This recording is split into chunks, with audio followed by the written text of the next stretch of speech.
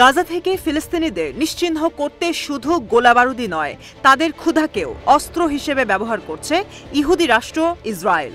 জাতিসংঘ সহ বিভিন্ন দাতা সংস্থার ত্রাণ তৎপরতাতে বাধা হয়ে দাঁড়াচ্ছে নেতানিয়াহুর সেনারা। গাজায় প্রবেশকারী ত্রাণবাহী ট্রাকগুলো লুট করার অনুমতি দিচ্ছে ইসরায়েলি সামরিক বাহিনী, এমন অভিযোগ তুলেছে খোদ ইসরায়েলের প্রভাবশালী সংবাদ মাধ্যম হারেটজ।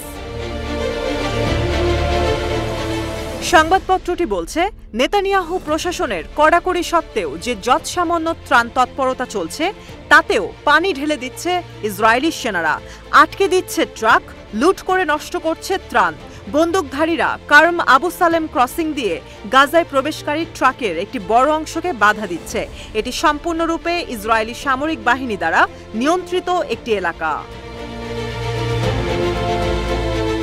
সংবাদপত্রটির মতে, যেহেতু কিছু দাতা গোষ্ঠী সুরক্ষার অর্থ দিতে অস্বীকার করে, তাই এসব ত্রাণের বড় অংশ ইসরায়েলি সেনাবাহিনীর নিয়ন্ত্রণে থাকা গুদামগুলোতে পড়ে থাকে।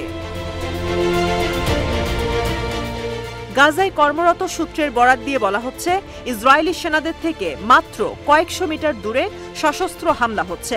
ইসরায়েলি বাহিনী ট্রাক চালকদের ওপর আক্রমণ দেখেও সাহায্য করে না। বিভিন্ন দাতা সংস্থা বলছে, দখলদার বাহিনী তাদেরকে নিরাপদ বিকল্প রাস্তা নিতে বাধা দিচ্ছে। সূত্রগুলো বলছে, ত্রাণবাহী ট্রাক লুট হওয়ার ঘটনা গাজার বিশৃঙ্খলাকে তুলে ধরেছে। আন্তর্জাতিক সংস্থাগুলো বলছে, সমস্যাটি এমনভাবে সমাধান করা উচিত যেন ত্রাণগুলো জনগণের কাছে পৌঁছানো যায়। গাজায় একটি পুলিশ বাহিনী মোতায়েন করা প্রয়োজন। সেটা ফিলিস্তিনি হতে পারে অথবা আন্তর্জাতিকও হতে পারে। তবে ইসরায়েল সমাধানের সব ধরনের প্রস্তাবই প্রত্যাখ্যান করেছে।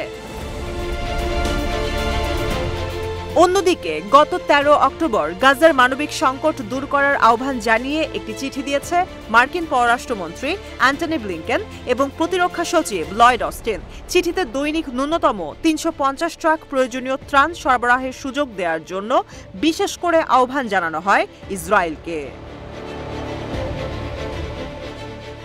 এরপরও অক্টোবরের শেষ দিকে গাজায় প্রতিদিন মাত্র 71টি ত্রাণবাহী ট্রাক প্রবেশ করেছে। এ বিষয়ে ব্লিংকেন বলেছে, কিছুটা অগ্রগতি হলেও এখনও অনেক ঘাটতি রয়ে গেছে। তবুও এটি নিশ্চিত করা দরকার যে গাজার ভেতরে যেটুকু পৌঁছাতে পারছে ততটুকু কার্যকরভাবে বিতরণ করা। ফিলিস্তিনিদের জন্য বৃহত্তর স্বার্থ সুরক্ষার জন্য 1 বছরেরও বেশি সময় ধরে আবেদন করা হচ্ছে। সেখানে এই চিঠিটি এখন পর্যন্ত বাইডেন প্রশাসনের সবচেয়ে বড় পদক্ষেপ। ইসরায়েলি বাহিনী যখন অব্যাহতভাবে ত্রাণবাহী ট্রাক গাজা উপত্যকায় প্রবেশে বাধা দিচ্ছে, তখন আন্তর্জাতিক খাদ্য নিরাপত্তা বিশেষজ্ঞদের একটি দল সতর্ক করে দিয়ে বলেছে, ইসরায়েলের অবরোধ, খাবার পৌঁছাতে না দেয়া এবং বর্বর হামলার কারণে শীঘ্রই দুর্ভিক্ষের কবলে পড়তে যাচ্ছে গাজার উত্তরাঞ্চলের বাসিন্দারা।